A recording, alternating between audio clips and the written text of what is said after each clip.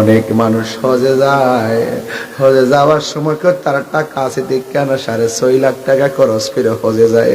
আমার আব্বার তো টাকা নাই, আমরা বুঝি জীবনে সবুজ গম্বুজ আর দেখা হবে না।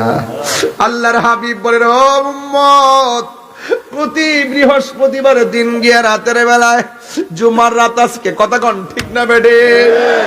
কই প্রতি জুমার রাতের বেলায় এশার নামাজ পড়, সবাই যখন একটু শুয়ে যাবে, ঘরটা নীরব হয়ে যাবে, 2 রাকাত নামাজের জন্য নামাজে দাঁড়ায়া যাবে।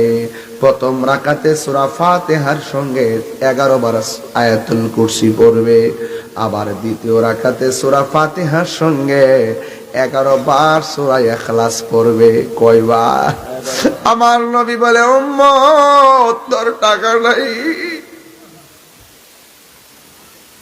তোর পয়সা নাই,